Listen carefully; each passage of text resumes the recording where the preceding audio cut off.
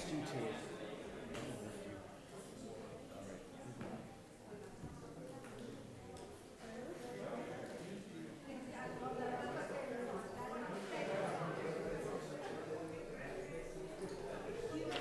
Mayor, this is get here, so we're gonna just get our.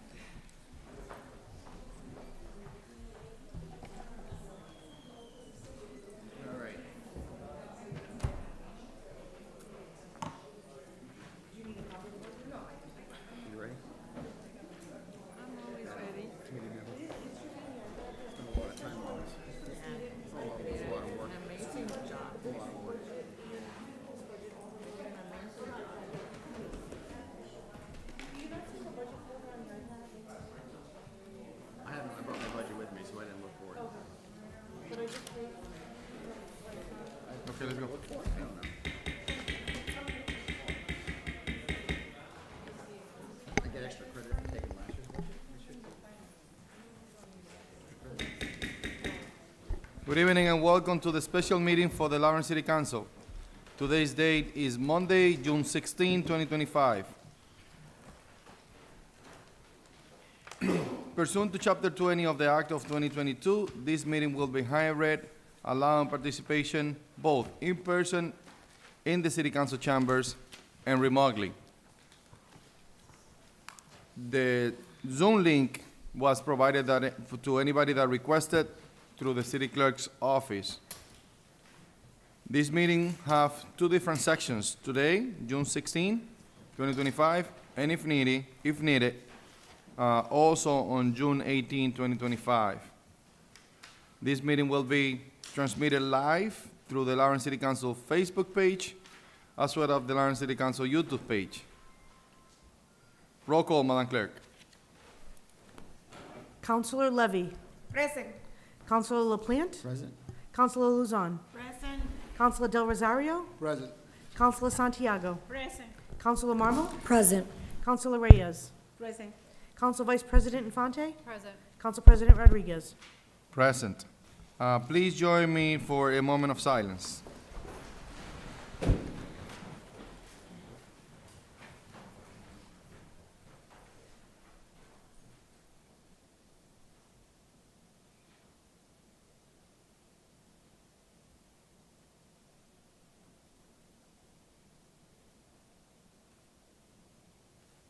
Now join me for the Pledge of Allegiance. Pledge allegiance to the flag of the United States of America and the republic which stands, one nation under God, with the liberty and justice for all.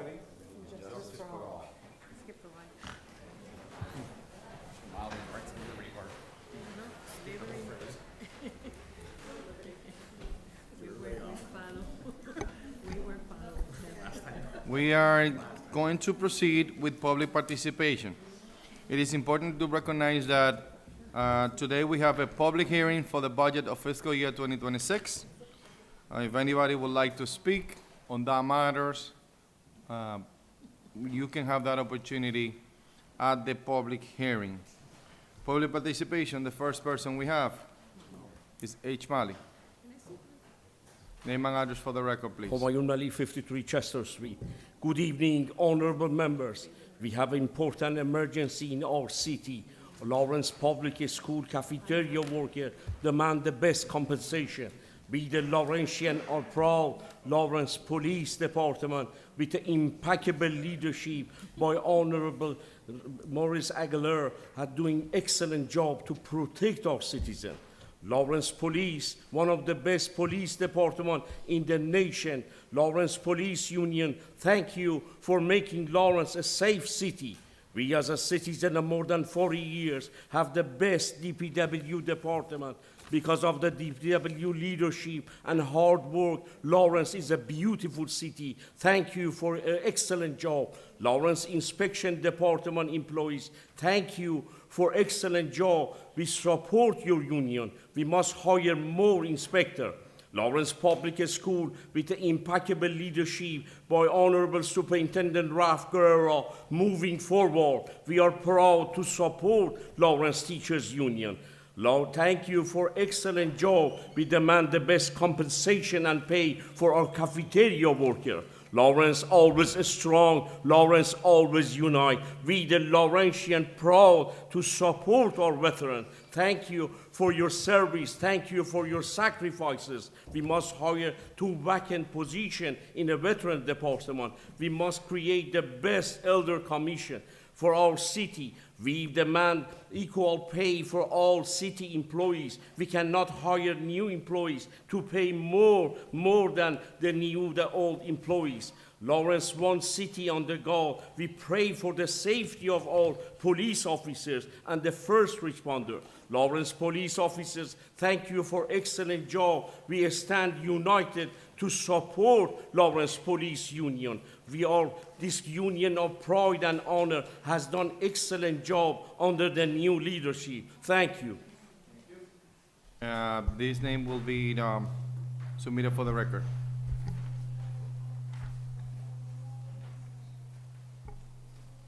All right, we are going to proceed by first, we need to pull this item from committee. And with that, we're gonna suspend Rule 11 to be able to discuss item 16425. So I'll entertain a motion. I make a motion per Rule 11 to pull doc number 164-25 from the Budget and Finance Committee. There is a motion on the table, properly second discussion. I hear none. All those in favor, please say aye. Aye. Any nays? Roll call, Madam Clerk. Counselor Reyes? Yes. Counselor Marmal? Yes. Counselor Santiago? Yes. Counselor Del Rosario? Yes. Counselor Luzon? Yes. Counselor LaPlante? Yes. Counselor Levy? Yes. Counsel Vice President Infante? Yes. Council President Rodriguez?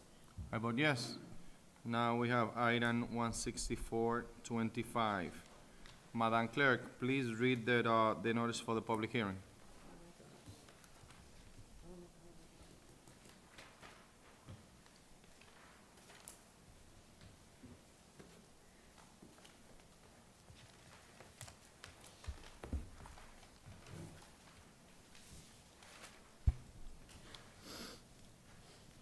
Notice is hereby given that the Lawrence City Council will have a public hearing on on Monday, June 16th, 2025, for the purposes of reviewing and approving the proposed budget of Mayor Brian A. DePena for the fiscal year 2026.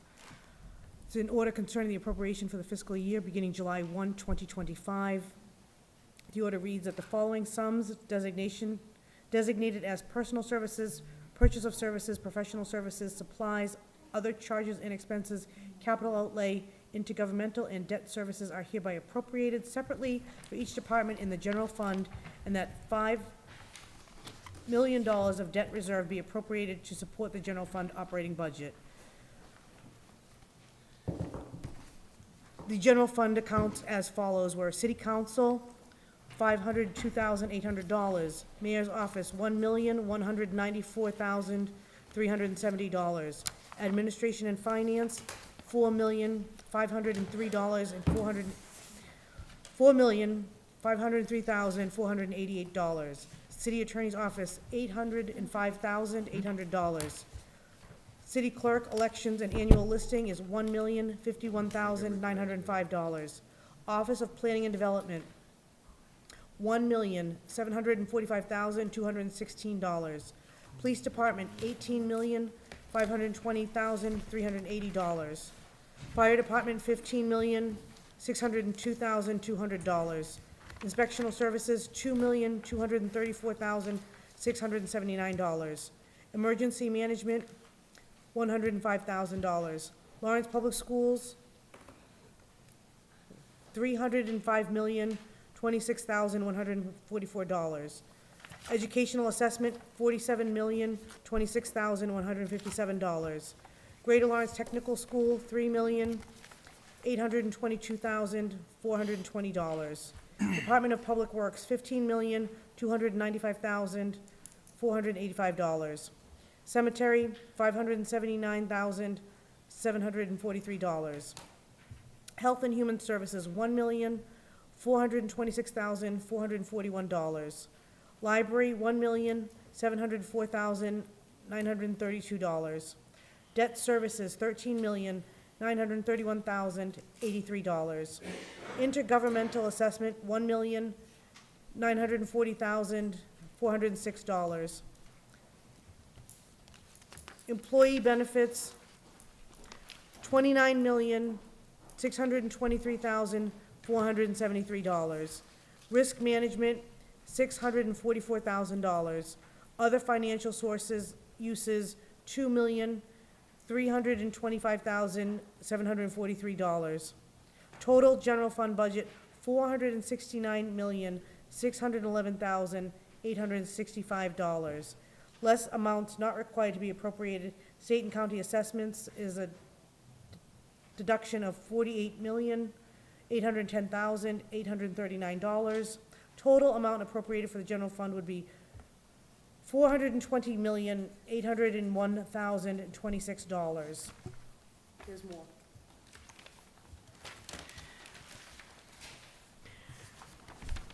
Enterprise Fund for the Commonwealth of Massachusetts is an order concerning appropriations for the fiscal year beginning July 1, 2025.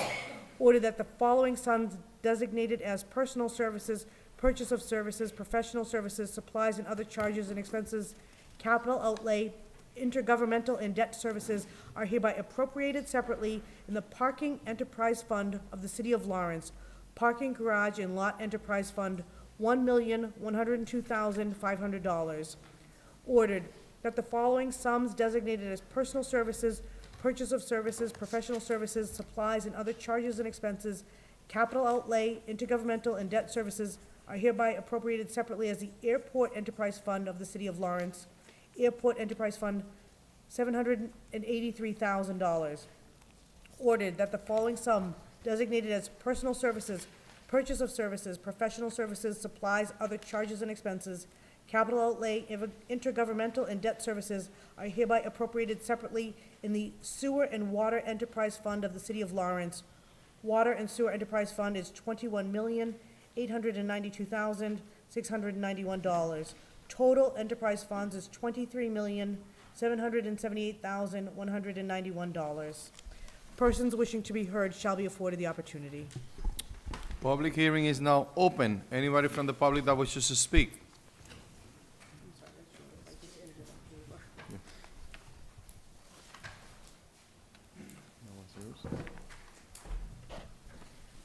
Good evening, councilors. My name's Rich Russell, 34 Cross Street. In the world of politics, words and vocabulary become political speak, and numbers, which in the real world have exact values, while in the political world, they get manipulated to fit whatever the author of the budget wants it to mean, as in this. In the years 2007 to 2022, the salaries for the mayor's office totaled $5,148,552, excuse me, or about $321,784 a year. The total number of employees that were paid in that time frame were 84, averaging 5.25 employees per year. In the years 2023 to 2026, the salaries for the mayor's office total $3,655,810, or about $913,952 per year. Total number of employees in mayor's office in that time frame was 38, or averaging 9.5 employees per year. All salary info was taken from the budgets that are posted on the city website.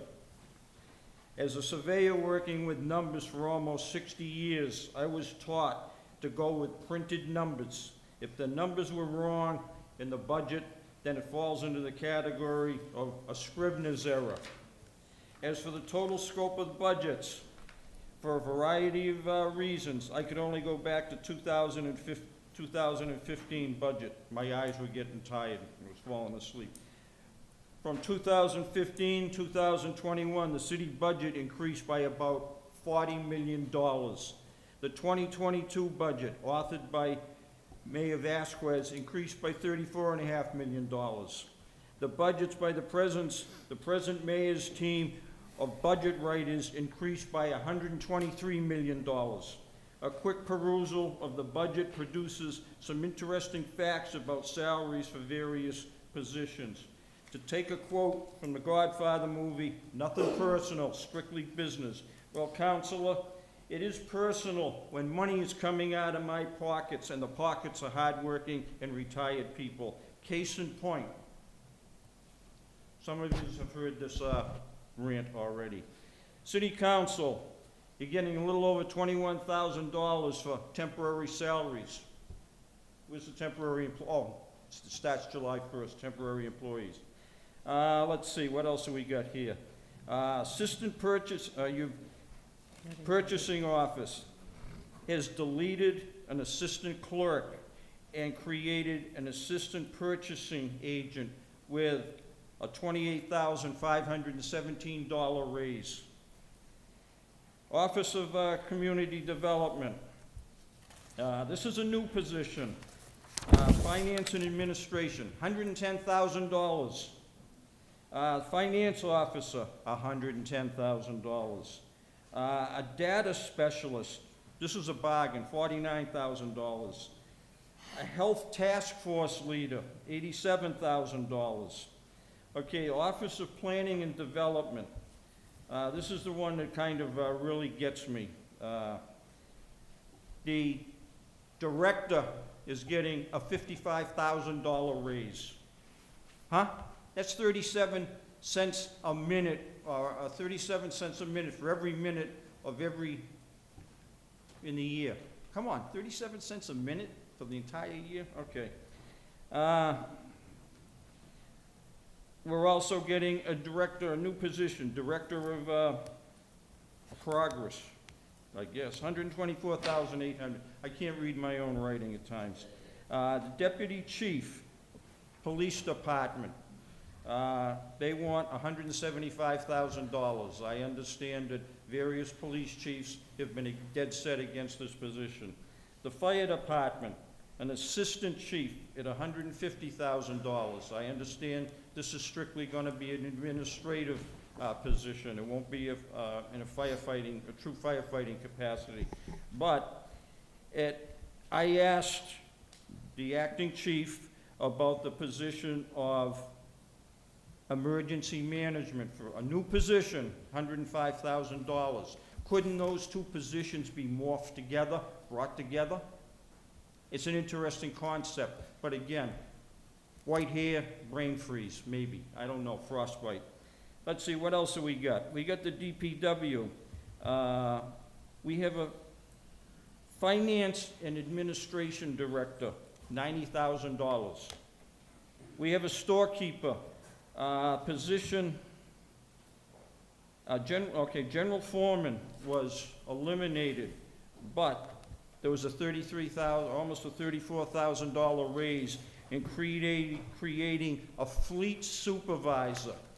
Are these promotions, are they new positions, or what?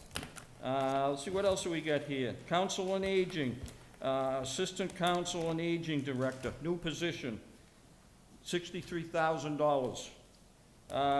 Community Health Specialist, $57,000. Council on Aging, there's a bargain, $30,000.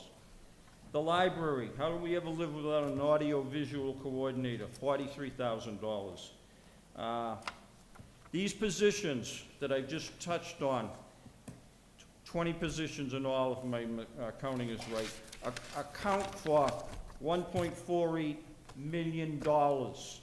I think most of these positions are unnecessary. How the hell did the city of Lawrence exist in the past without any of these positions? I mean, I am here, am I here as an advocate? No, I'm here as a citizen. I'm getting sick and tired of seeing money go out my wallet without me having any real say about what happens to it. Thank you. How many of these big budget raises are going to non-Lawrenceans? If some of these raises, a good portion of are going to citizens of Lawrence, I got no major problem. We have to go out of town to import people. How come?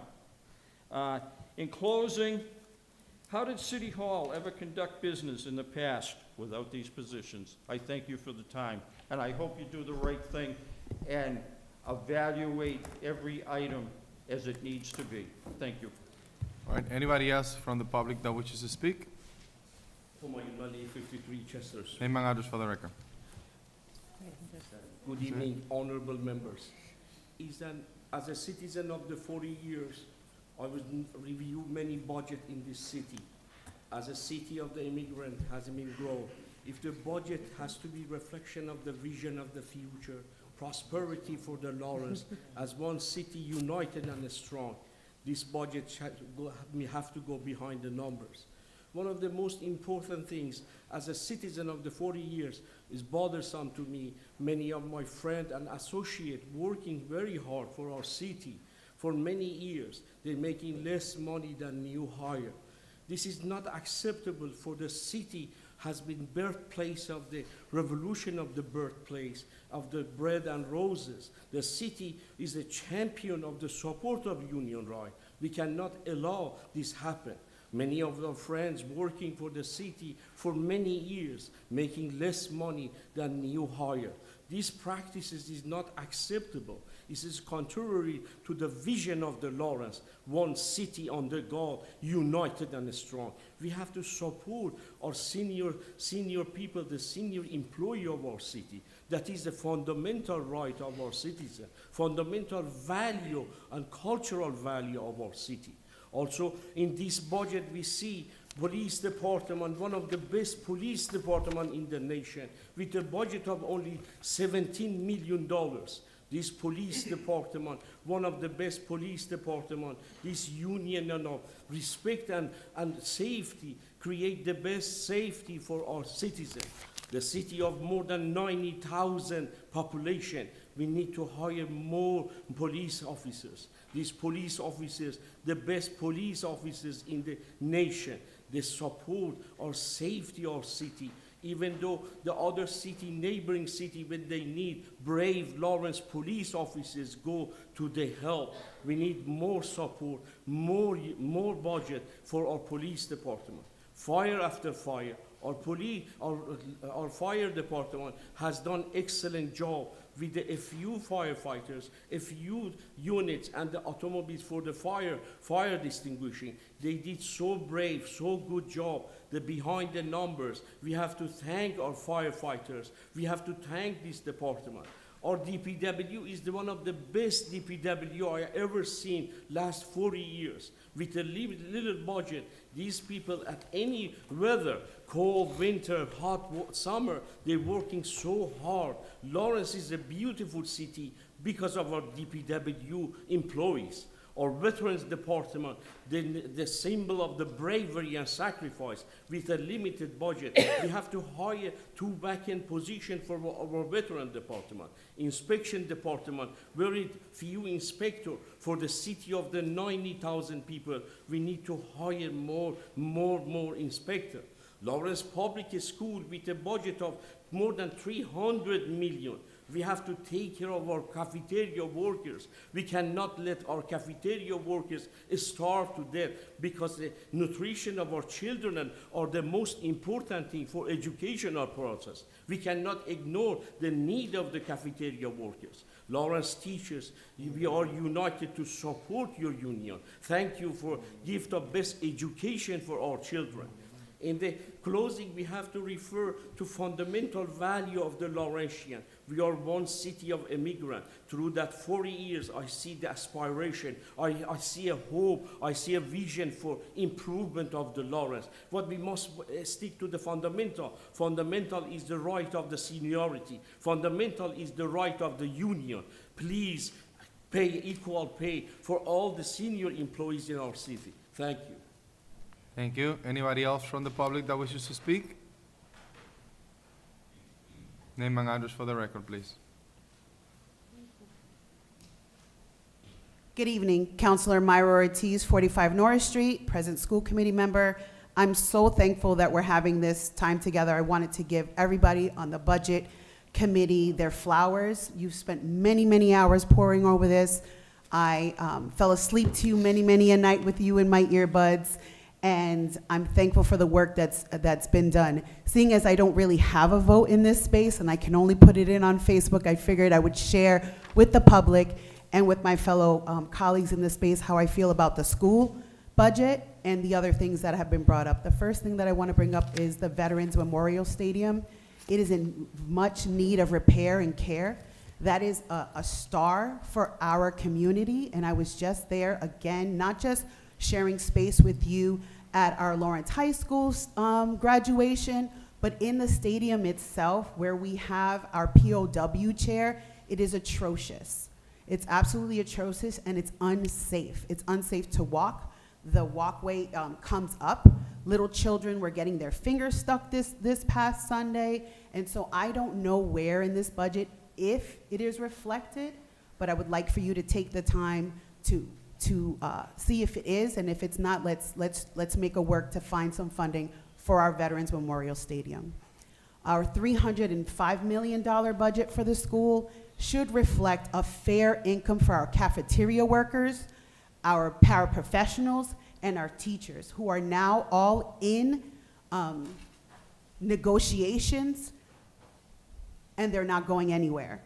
And so you hold the purse for the school system. You hold the purse for our teachers, our students, our paraprofessionals, and our family, for us to consider Lawrence Public Schools the #1 choice for our children, not an alternative while we wait for becas for our kids, which is scholarships, or our number to be called for a charter school. Our children should not be a gamble, and I feel like we are gambling with this budget when we are not respecting our educators, our paraprofessionals, and our cafeteria workers. With some of the raises that are being given across the board here, I applaud those, without giving names because you're not supposed, I applaud those that have given the hard questions in the committee sessions. And they've been met with respect, but also you have done your due diligence. Now let it not be performative. Performative democracy has been plaguing our city council and our city, and where you squawk and complain and then your vote says something different. I'm looking for bold leadership as we enter into this next cycle. I'm looking for people to stand alongside me, alongside my kids, alongside my grandkids, so that we can be able to call Lawrence great. Not just, wow, that is a big mess. What did the council do? And you guys get a bad rap because everything cannot be your decision, but this right here, this is where the rubber meets the road. This is where all that talk of how come we're spending this and how come we're spending that, vote no. Cut the budget. Call people out. And make the hard decisions that, yes, can be risky, but ethically are correct. So I appreciate your time. I appreciate your service. I think I only came once physically here. It was like 12:17 when you guys adjourned. You've done hard work on this. Let's make the decisions that are necessary for us to have our public be proud of the decisions you make and restore trust in this council and this administration. Thank you for your time. Anybody else from the public that wishes to speak? Anyone else from the public that wishes to speak? Public hearing is now closed. We have item 16425, which is the Mayor De Peña, Mayor Brian A. De Peña recommended budget for fiscal year 2026. It was presented to us by Ramona Caraballo, and which is our acting CAFO. I would like to say thank you to the mayor that is here today, and to every director and every head of department that is here with us, presenting this fiscal year 2026 budget. As the clerk just mentioned, this budget is for $420,801,026, and we would like to hear from the mayor's office, reading for the record that Mayor Brian A. De Peña fiscal year 2026 budget statement, which is a little bit modified from what we have in the book, so we can have that for the record. Good evening, Council President, City Councilors. Quick question, do you want me to read the summarized version? Because I think for the sake of time, No, we're good with the time, don't worry about it. We just want to read what is on the budget, that what's going to go into the budget, because since we change it, we change that statement. Now that you're reading the correct one, the long extended one will be for the record as part of the discussion today. Yeah, Madam City Clerk, do you have the changed version? I do. Was it distributed to the rest of the city councilors? It was. Yeah.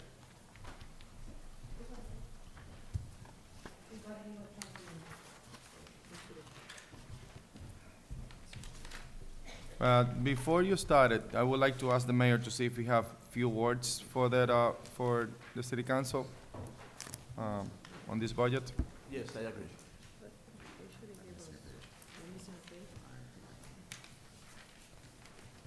Before I start, You have it, it's Council like this, President, I Councilors. would like It's on your table when you to, walked in. And you got it in your email also. I would like to inform you that we have invited all city department heads to be present. First of all, I would like to thank them to be here. I know they make a sacrifice through the budget hearing, but I also know that some of them have been here despite the fact that they had, medical issues. Our attorney is one tonight as well. We have other directors that unfortunately have family issues, and they made themselves available for you and your questions. Dear councilors, I am pleased to present for your review the proposed fiscal year 2026 operating budget for the city of Lawrence. This comprehensive financial plan not only outlines our anticipated revenue and expenditures, but also reflects our commitment to enhancing the quality of life for all residents. By approving this budget, the City Council would support my administration overarching goal of achieving long-term financial stability and sustainability for Lawrence. Together, we can ensure the essential services are maintained, infrastructure is improved, and community programs are adequately funded, all while fostering economic growth and resilience in our city. In the process of preparing the fiscal year 2026 operating budget, my administration remains dedicated to exercising fiscal responsibility while truthfully navigating the complexities of our local landscape and anticipated changes in state and federal funding. With ongoing uncertainties regarding funding levels and the sustainability of essential programs, we have conducted a comprehensive review of various cost-saving strategies aimed at enhancing efficiencies within our municipal operations. Through the optimization of our existing resources by fostering collaborative partnerships with the private sector and community organization, we strive to ensure that our budget remains sustainable without compromising the high-quality service we provide or jeopardizing employment within our workforce. Our approach has included a careful analysis of the potential implications of proposed budget changes and a commitment to closely monitor state budget proposals that impact local aid. This proactive stance empowers us to make informed and strategic decisions about the prudent allocation of our limited resources. For fiscal year 26, our primary focus continues to be on preserving the core services that are vital to our community, investing in education to empower our youth, infrastructure enhancement to bolster our city resilience and connectivity, and emergency services that protect the safety and well-being of all our residents. However, we also recognize the significant challenges posed by recent funding reductions implemented by the federal administration, decreased support for programs such as Building Resilient Infrastructure in Communities, BRIC. Grant programs may leave Lawrence more vulnerable to disaster, necessitating that the city internally finances critical infrastructure improvements. Additionally, substantial reductions in federal K-12 education grants will inevitably limit resources available for our schools, thereby affecting student learning and essential support services. The policy changes in the U.S. Department of Housing and Urban Development poses a serious threat to affordable housing initiatives and vital social services, which could lead to decreasing funding for housing assistance and exacerbating housing shortages and homelessness. Furthermore, cuts to public health funding, which have been in effect since March 2025, are impacting the capabilities of our inspectional services department, health division, making it more challenging to serve residents and respond to essential services. These funding changes risk undermining support for an array of critical sector and programs in our city, creating significant challenges as we strive to maintain the living standards and the community deserves. As we move forward, we remain steadfastly committed to addressing these challenges and enhancing the services essential to our community's growth and well-being. The following outlines a comprehensive overview of the potential impacts of the anticipated changes, the administration's financial decisions, and our proposed strategies for fiscal year 2026. 1, balancing the budget, addressing shortfalls, and optimizing existing resources. We have proactively explored innovative approaches to streamline operations, minimizing waste, and enhance efficiency while ensuring the essential services remain intact. Our strategy includes diversifying revenues sources beyond traditional property taxes by enforcing compliance to existing regulations and the introduction of new fees tailored in specific services. Another approach is to form strategic partnership with investors through the introduction of impact fees on new developments to strengthen financial support. We are also conducting thorough evaluation of spending priorities to identify areas of responsible expenditures reduction without compromising core services. After 3 consecutive years of stable tax rates, we propose a modest tax override for this fiscal year that aims to sufficiently fund essential programs and services, addressing financial gaps resulting from recent federal and state funding cuts. Moreover, we are considering the strategic use of existing reserves to effectively manage budget fluctuations and unforeseen expenses.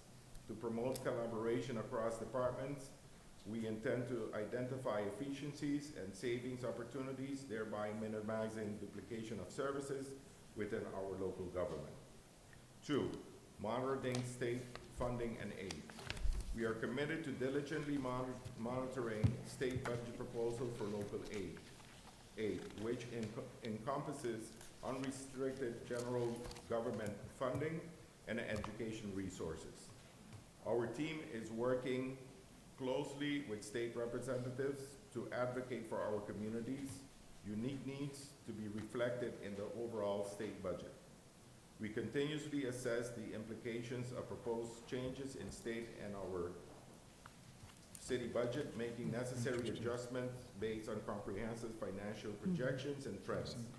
Additionally, we are focused on securing greater flexibility in state funding allocations, allowing the city to direct resources to areas that are in greatest need, thereby maximizing our impact.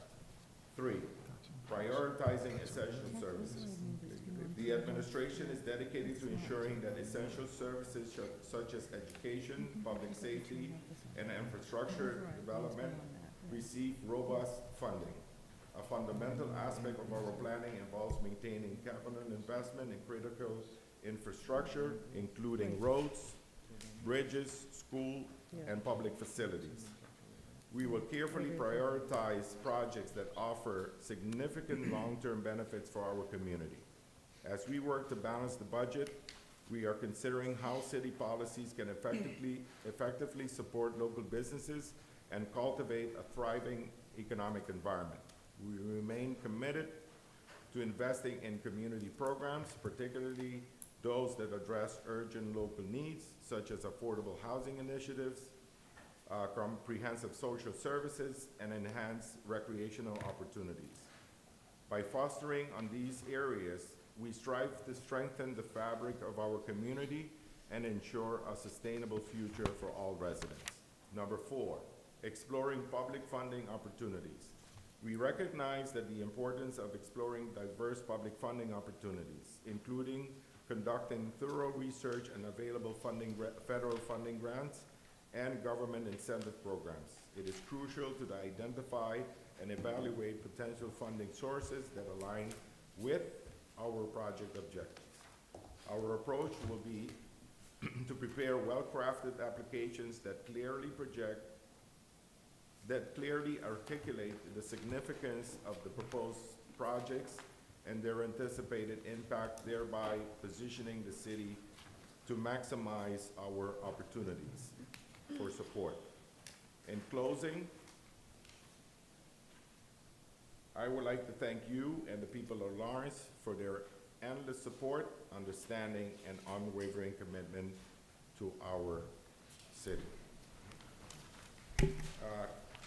Dear councilors, before we continue for fiscal 2026, we have adopted as I mentioned, a proactive financial strategy as outlined by the mayor's budget statement. And we have used the level funded base budget and multi-year financial projection to address the fiscal challenges expected during this year. Now, I want to make clear, the federal administration hasn't finished their work. We're anticipating, projecting, not that these cuts, they have been proposed, as you know, and the community is also being informed by media, newspaper, and so forth, that there's a bunch of lawsuits that are taking place, and some of the positions, as we, together with you, most of you that have been to Washington, the mayor has instructed myself and the rest of the staff that accompany us to try to find out as much information, and what we have figured out, that there's no clarity on the federal level. There's many funding that are, there's funding available, yet there's many political positions at the federal level that has not been filled. That means that some of the decisions is based on the previous administration in terms of funding. There might be cuts or recommendation for cuts, but we do not know. So we are in a uncertainty.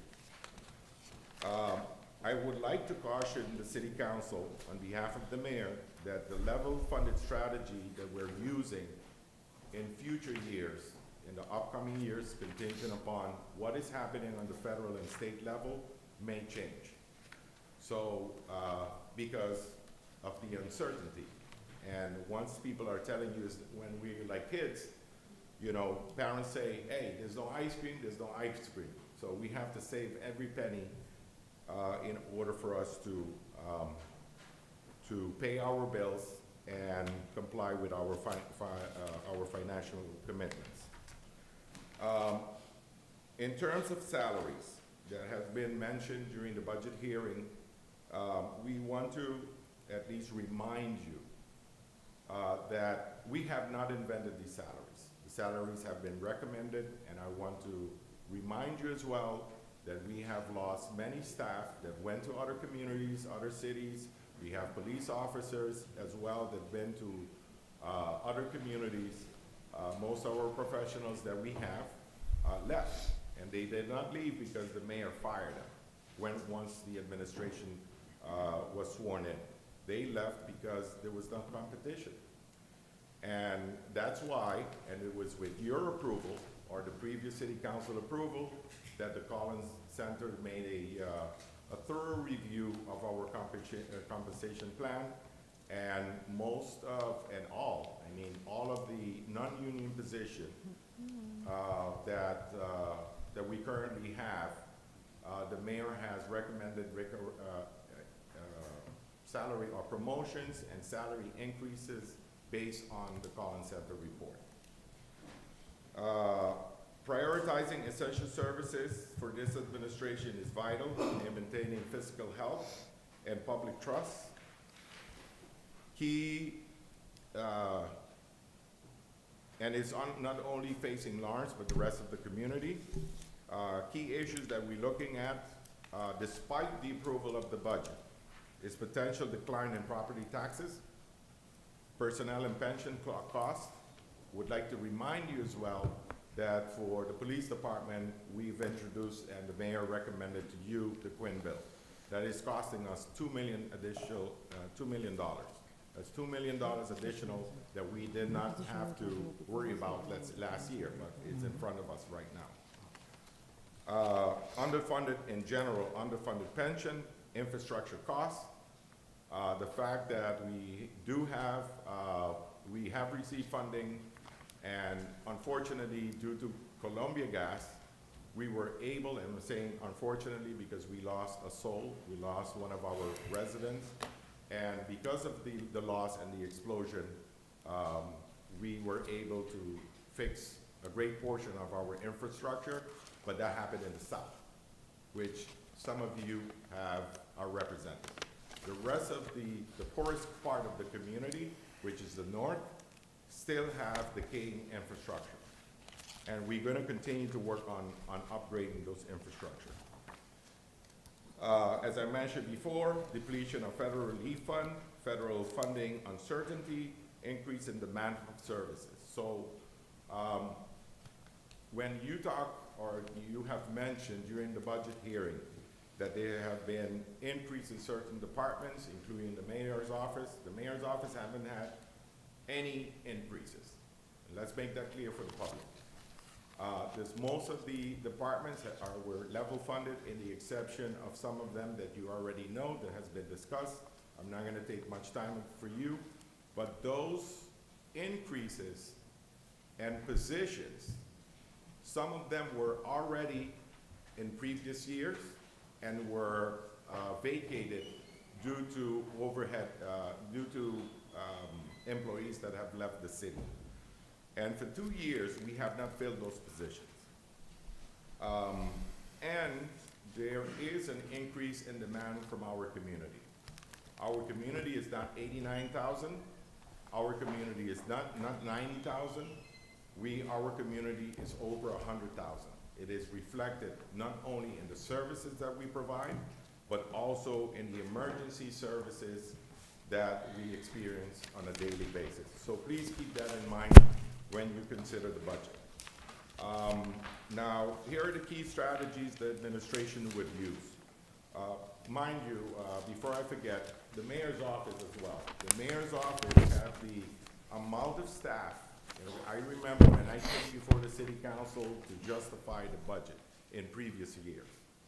And when the question was raised, why did we needed more personnel? Well, it's a reflection now. Every person knows on a daily basis how many people we're serving. Every position is that we have requested you to approve is functioning. In addition, the amount of people that we're visiting, you experienced that on Tuesdays. For some of you that come to City Hall, of those that come on Tuesday, that's just the mayor's office is full. We have thousands of people in this community during the last 3.5 years that have been visited. And the services have, you know, continued, and we are trying to do the best we can with what we have. That doesn't mean that we don't need improvement.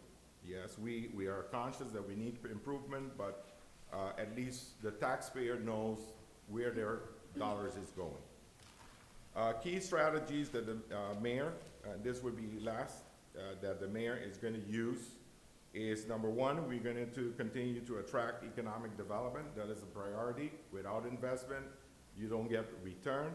We will continue to promote smart land use, meaning that we will identify with our economic master plan that is going to be developed pretty soon, key areas that are underutilized in the city, and how we can make sure to retain our businesses, and also looking at some of our businesses don't leave the city, but they can stay in the city. One of the sites, as you know, is the Tamburello site that we're looking at, which would be totally commercial. So we're gonna streamline regulation, the time. We're gonna make sure that our planning and zoning boards, our members keep the scheduled meetings, because some of them, because of whether a family commitment or they don't show up, some of the meetings have been delayed or canceled, and that costs money. Time is money for investors. As I mentioned, we're going to continue with investing in our infrastructure. We're going to continue to market our city. We have done, and Lawrence, as you have, that you know, and I'm sure that a lot of people within the community and outside the community is very proud of what this administration has been doing in terms of marketing. We have changed the image. We are going to continue to shape the image. Now that we have a new leader in the police department, we're going to continue to do it because all the media that we have, that we're paying, our advertisement, are using that money to only do negative propaganda. And we will continue to make sure that we are, that we send the right message of what Lawrence is. And we have been doing it for 3 years and it's working. In all the development and redevelopment, we're gonna continue with support housing diversity, as you have requested in several meetings, and the mayor is also an advocate of it, but we would focus on the private investment. We focus because those are the tax credit, that one of the benefits of attracting investors, and the reason why they're coming is because of the tax credit. We're gonna improve tax assessment. We have our tax assessor. We have our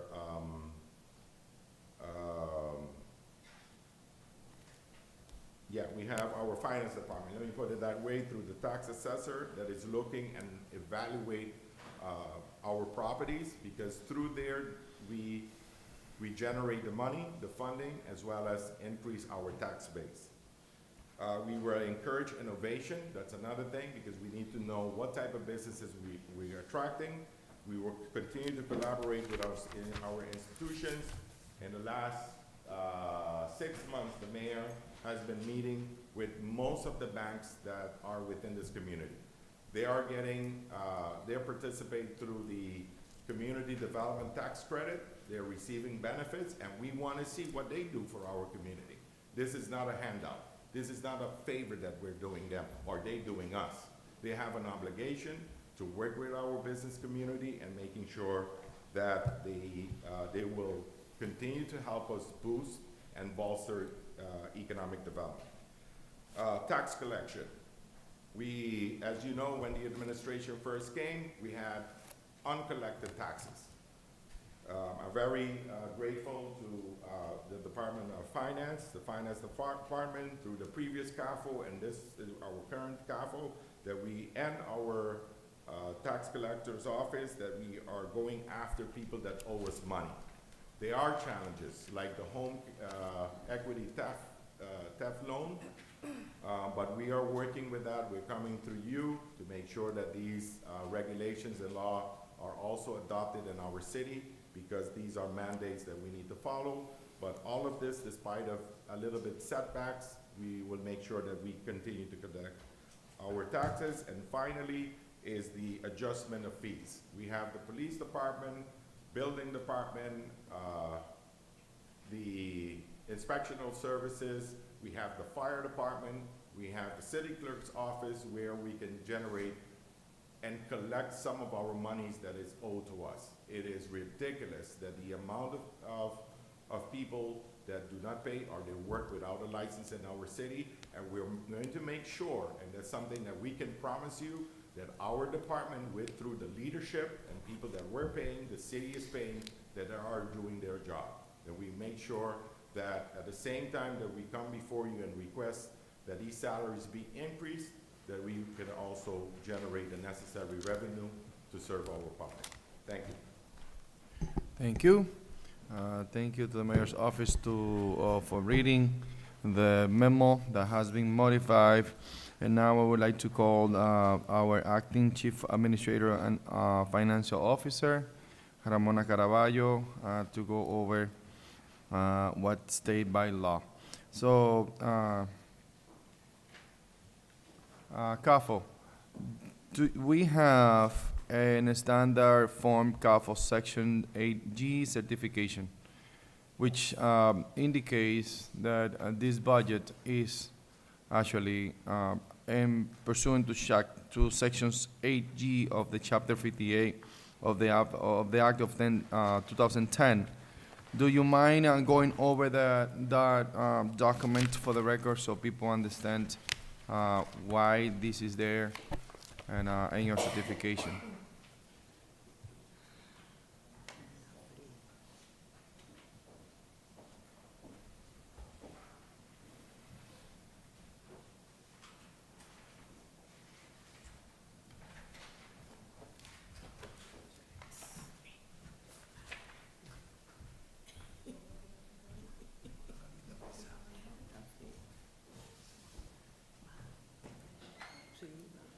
It reads as follows. Pursuant to Section 8G of Chapter 58 of the Acts of 2010, I hereby certify that in my professional opinion, after an evaluation of all the pertinent financial information reasonably available, that the city's financial resources and revenues are and will continue to be adequate to support the proposed fiscal year 2026 mayor's recommended budget without a detrimental impact on the continuous provision of the existing level of municipal services. Kafo, also, something that I have noticed on the memo that was read and is going to the record as part of this budget, it was that Section 1, second paragraph of balancing the budget, addressing shortfalls, and optimizing existing resources. On the second paragraph, This document.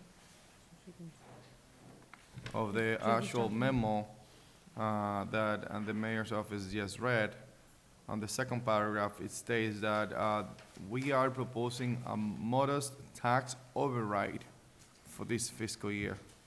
On the previous one that is on the book, it says that we propose a modest tax increase. There is a tremendous difference between those two concepts. Can you please go over those two, please? Yes, tax increase is what we currently have in the budget, which is Proposition 2.5 of the last year's tax levy, plus the $1.2 million of new growth. An override, it's a different terminology, and I believe that you meant that it's actually, we are allowed to go over the Prop 2.5 amount, and that's not what we're doing with this budget. It's a 2.5 Prop 2.5 increase of the tax levy plus 1.2 million increase based on the new growth. All right, I understand. We went over that at the budget hearings, and we discussed what was proposed, which is basically around 3.85 or so, 3.85% or something around that number, correct? But now that we have this memo, which state as a tax override, so we need to make sure that those numbers stays as per the discussion and not the memo. So what is the right one here? Tax increase.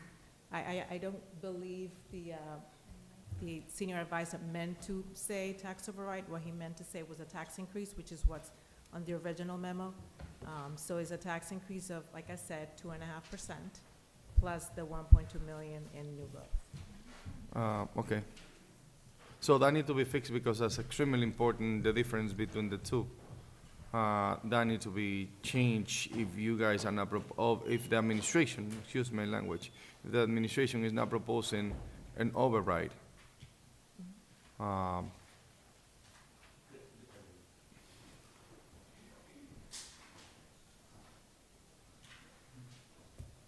Let it be reflected, Mr. Chair, that the change to a tax increase. All right, now going back to the tax increase, Ms. Caffo. So just for the record, do you mind stating the percentage of what is anticipated for the public to know and to have it as part of the record on this discussion? Prior year tax levy per FY25 was $88 million, plus the excess levy capacity, which is $13,066,735.